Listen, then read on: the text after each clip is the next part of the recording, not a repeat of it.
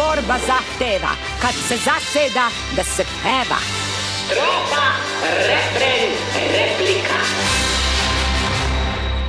Zakon o kojem je u Skupštini bilo reči odnosio se na najranjivije grupe, na građane koji iz bilo kog razloga treba da budu smešteni u ustanove socijalne zaštite. Trebalo je da se priča o siromašnima, napuštenima, zlostavljanima, deci i starima i tome kako ih zaštititi. Ministarka je u startu pokazala da je prilično nezainteresovana, videlo se da je mrzi čak i da čita. Smeštaj se obezbeđuje na osnovu informisanog pristanka potencijalnog korisnika. Usluge smeštaja u procesu deinstitucionalizacije pružaju se u skladu sa najboljim interesom deteta, a kod punoletnih osoba u skladu sa voljom i željama korisnika uz poštovanje dostojanstva i primjenu načela odlučivanja bez ili uz podršku.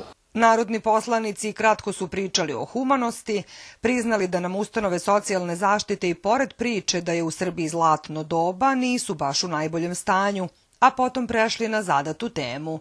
Građani koji protestuju zbog ekologije su zavedeni, a vlast iskreno brine za tu oblast.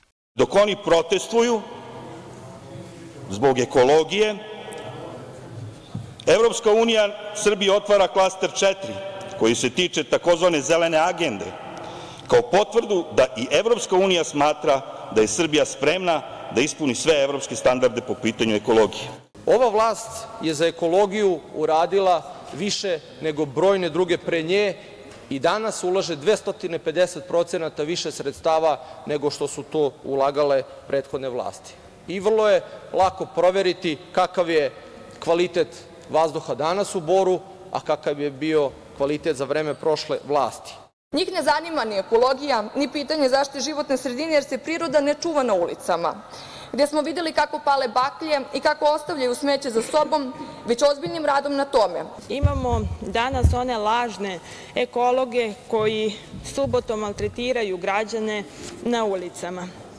Imamo ljude koji su stvarno zabrinuti za ekologiju i imamo ove lažne, što pokušavaju da minimiziraju rezultate rada predsednika Aleksandra Vučića. Dok ste s jedne strane imali ove lažne ekologe, ljude koji su jednim manjim delom plaćeni od strane stranih organizacija da unose nemir u Srbiju i jasno pokazuju da njima nije cilj ni zaštita ekologije, životne sredine, niti se oni interesuju i brinu o građanima, već da je zapravo samo cilj da se skine Aleksandar Vučić i da se oni vrate nazad na vlast. Tokom sednice poslanici su pozivali građane da svoje stavove iskažu na izborima 3. aprila, uz napomenu da Vučićeva politika nema alternativu.